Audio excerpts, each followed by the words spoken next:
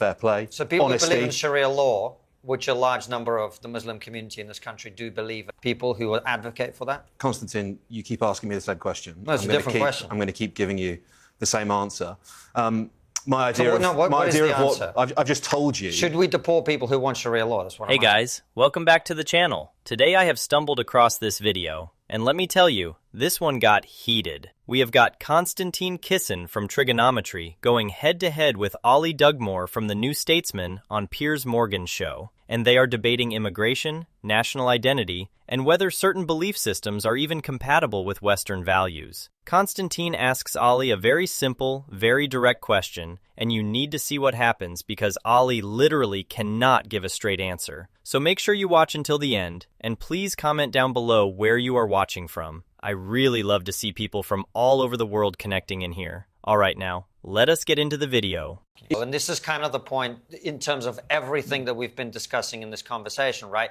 The way you amend the US Constitution is by having a democratic process to do that. Illegal immigration, in the way that we've been talking about it today, as I made the point earlier, is something nobody voted for. Nobody voted to have an open border. Nobody voted. And you've got to understand what has happened in this country in the time that I've lived here. I came here 1996.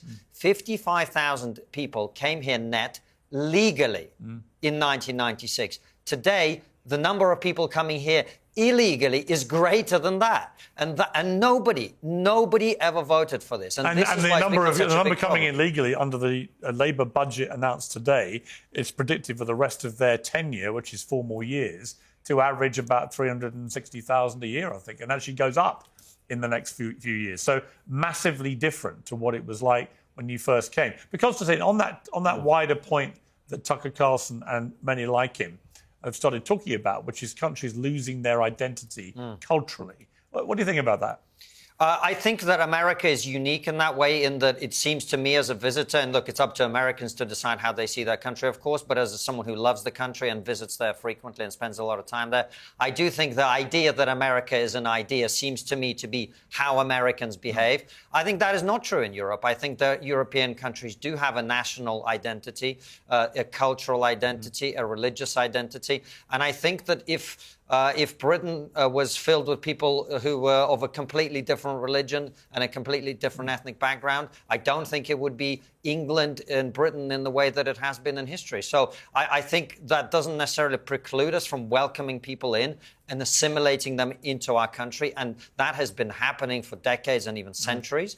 But I think Brandon is right. The assimilation is the point. If you want to come to our country, you want to apply for a visa, you want to follow the rules, you want to adopt our culture, you want to teach your children to love this country, to speak English, to integrate, to contribute, as Cenk was saying, go out and actually contribute to the country you've just arrived in. That's great. But that is not what we have in Europe. We have large ghettos of non-integrating populations who do not want to participate, who do not want to contribute, who do not want to speak our language. And look, I lived in Tower Hamlets for some time. I went to the doctor's surgery. The leaflet is in 100 languages. I don't understand why. This is an English-speaking country, and you either speak English or you find a country with a language you prefer. Ollie. Well, unlike Konstantin, I think people that speak other languages are also entitled to healthcare. I would just I didn't say that they're not entitled to healthcare. I said they should learn English if they want to live here. Please, I'd like to speak. So I think this idea that your sort of culture, your national identity, can potentially be diluted by people of a different skin tone or indeed religious background is a pretty pathetic argument. It's a patriotism that's grounded in weakness and fragility.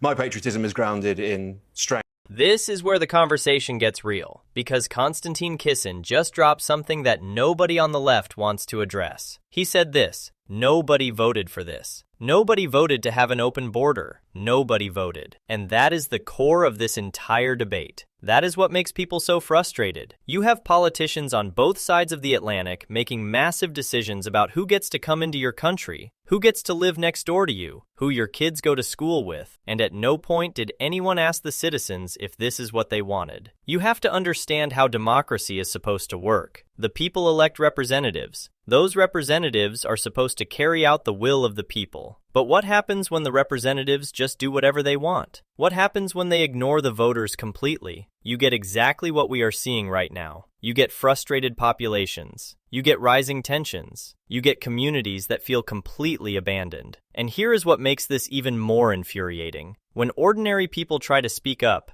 when they try to voice their concerns, what happens? They get called names, they get labeled, they get dismissed. And that is exactly what Ollie Dugmore does in this clip. Konstantin Kisin makes an incredibly valid point about integration. He said this: "We have large ghettos of non-integrating populations who do not want to participate, who do not want to contribute, who do not want to speak our language." Now that is not some fringe opinion. That is observable reality. You can walk through certain neighborhoods in major European cities, and you will see exactly what he is describing. But instead of engaging with that point, instead of having an honest conversation about it, what does Ollie Dugmore do? He calls it pathetic. He literally said this: "I think this idea that your culture can potentially be diluted by people of a different skin tone, or indeed religious background, is a pretty pathetic argument." And then he says this: "It is a patriotism that is grounded in weakness and fragility." Do you see what just happened there? Konstantin Kisin raised legitimate concerns about cultural integration, about people refusing to learn the language, about parallel societies forming within Western nations. And Ollie Dugmore responded by calling him weak and fragile. That is not an argument. That is an insult disguised as intellectualism. And honestly, it is exactly why so many people are tuning out the mainstream left. Because when your only response to valid concerns is to call people names, you have already lost the debate.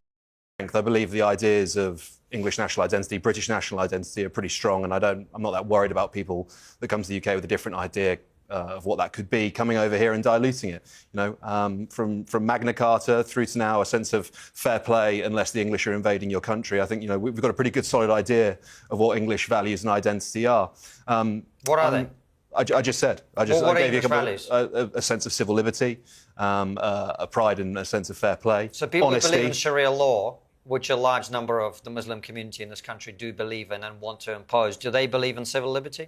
I would say that people that want to impose Sharia law, do they comply with English values or British values as you define them? No, I think if you want to come over and sort of overhaul the system of government in Britain, I think there's a pretty valid argument for us to say that you're probably not welcome in the country. So what should we do? Should we deport you for having a disagreement about civil liberty? If you're an insurrectionist, if you're literally saying that we should introduce corporal and capital punishment in Britain, what if you just want to vote for it? That 33% of the Muslim community, according to some estimates, believe in Sharia law, want Sharia law in Britain. Should they be able to elect people who will advocate for that? Konstantin, you keep asking me the same question. No, it's a different question. I'm going to keep giving you the same answer. I've just told you. Should we deport people who want Sharia law? That's what I'm asking. If you want to overthrow the system of government, i.e. impose Sharia law instead of secular democracy, yes, I have a ginormous problem with that. Additionally, I have a ginormous problem with the British head of state being a religious figure in King Charles. I have a ginormous problem with a permanent fixture in our legislature being religious representatives. There are only two countries. There are only two countries in the world where that's the case. One is the UK, the other is Iran. I have problems with both of those things. I want us to live in a secular democracy. What happens between you and the man that you think exists in the sky is your business. Still, the vast majority of people in the UK identify as Christian, just under 50%. The next highest in terms of faith is actually non-believers completely, about 35%, I think. And then you're down to like sort of 5% Muslim and then down to the other religions. So, it's still a predominantly Christian. Of those who have a faith, we are predominantly a Christian country. So there shouldn't be intrinsically, by that criteria, but it's not just that. Too much of an issue of the head of the church being the king. It's not just that. We'll just walk around London. The entire architecture of this city is Christian in its every definition.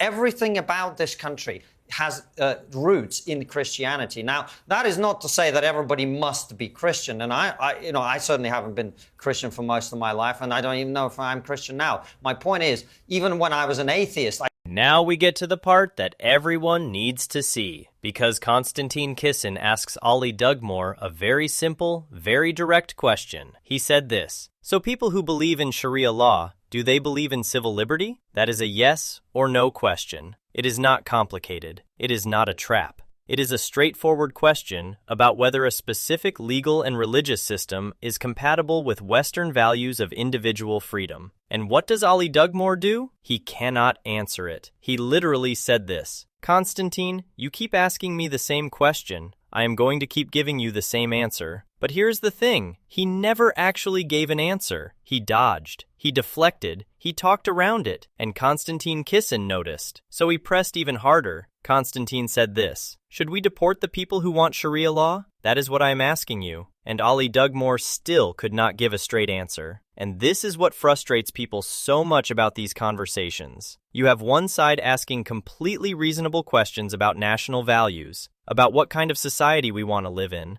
about whether certain ideologies are compatible with Western democracy, and the other side just refuses to engage honestly. Now here is where Ali Dugmore really loses the plot. In trying to deflect from the Sharia question, he makes this absolutely wild comparison. He said this: "There are only 2 countries in the world where religious representatives have permanent fixtures in the legislature. One is the UK, the other is Iran." He just compared the United Kingdom to the Islamic Republic of Iran. Let that sink in for a moment. A country where women can vote, where there is freedom of speech, where there is religious liberty, where there is a functioning democracy with a history going back centuries. He compared that to a theocratic regime that executes people for being gay, that forces women to cover themselves, that imprisons journalists and political dissidents. That comparison tells you everything you need to know about where some people on the left have gone intellectually. They have become so committed to their ideology that they will say absolutely absurd things just to avoid answering simple questions. And the audience sees it. The people watching at home see it. That is why trust in these institutions is collapsing.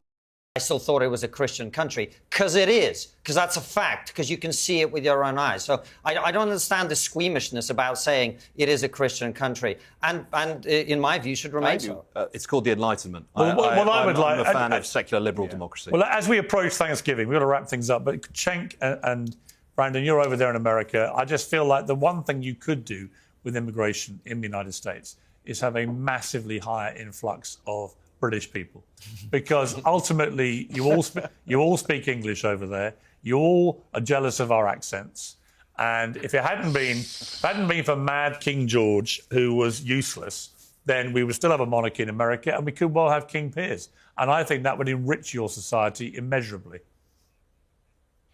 I laugh at that. That was designed to achieve the unthinkable of bringing Cenk Uygur and Oliver Tatum together. But in silence. Okay. Well, Piers, you don't turn me anti-immigrant by threatening us by threatening us with more British folks. Look, I do want to say the last couple of things real quick. So, look, America is different than the other countries. I get it if France or Germany or even Britain says, hey, we got to determine what it means to be French, what it means to be German. But in America, as we all agree, America is an idea. It's not a race, a nationality, ethnicity, or religion, right? So, but at the same time, it's fair to ask people to buy into that idea. We all agree, of course, the Constitution can be and should be amended from time to time. In fact, we should get money out of politics, and the best way to do that is an amendment. But if somebody comes over here and says, I just don't even believe in your Constitution, well, it's okay to say that, no, well, then this is not the country for you. But that almost never happens, guys. And so for the folks who say, well, how about Sharia law, et cetera, I interviewed Pastor Wilson, who's a well-known Christian nationalist. So he wants to turn America into something it isn't today. He wants it to be ruled by a religion. And when we say Christian nation, if you say America is majority Christian, that's obviously true, right? If you say America should be ruled by Christianity, that's a different comment, right? Then if you mean that by Christian nation, then I don't agree at all, right? But by the way, Pastor Wilson is a Christian nationalist, which is not what we are here in America. But I would say to that, so what? So a guy believes in Sharia law and a guy believes in Christian nationalism. And by the way, some people believe in white nationalism, right? I think the issue, whatever they believe, as long as they follow the law. I think the issue on Sharia law is you can't. And this is where Konstantin Kisin absolutely nails it. He makes a point that honestly should be obvious to everyone, but somehow has become controversial. He said this: even when I was an atheist, I still thought it was a Christian country because that is a fact. And he is absolutely right. Look at any major European nation. Look at the architecture. Look at the holidays. Look at the legal traditions. Look at the moral framework that shaped those societies. It is all rooted in Christianity. That is not an opinion. That is historical fact. You can walk through London and see churches that are hundreds of years old. You can look at the calendar and see Christmas and Easter as national holidays. You can examine the legal system and trace its principles back to Christian moral philosophy. The entire foundation of Western civilization was built on Judeo-Christian values, individual rights, the dignity of every person, the idea that there are moral truths that exist beyond what any government says. All of that comes from that tradition. Now here is what is interesting. Cenk Uygur tries to flip the script by bringing up Christian nationalism in America. He said this: I interviewed Pastor Wilson, who is a well-known Christian nationalist. He wants America to be ruled by a religion. And look, I am not here to defend theocracy of any kind, but here is the difference that Cenk Uygur conveniently ignores. The overwhelming majority of Christians in America and in the UK are not trying to impose religious law on anyone. They are simply trying to preserve the cultural heritage that built their nations. That is very different from wanting to implement a parallel legal system. And that is exactly what Piers Morgan says at the end. He said this: I think the issue on Sharia law is you cannot have a rival set of laws operating within a country that has its own laws. That is the entire point. One nation, one set of laws. Equal application to everyone regardless of religion. That is what Western democracy is supposed to be. And when you have communities that want to operate under a completely different legal framework, one that treats women differently, one that has different standards for evidence, one that has different punishments for crimes, you are not talking about multiculturalism anymore. You are talking about the fracturing of national unity. This is why these conversations matter so much. Because we are not just debating abstract ideas. We are debating the future of Western civilization. We are debating whether the values that built these nations will survive into the next generation. And if we cannot even have honest conversations about it without being called names and dismissed as fragile, then we have already started losing. So what do you guys think of this? Leave your thoughts down in the comments. Please like and subscribe, and I will see you in the next video.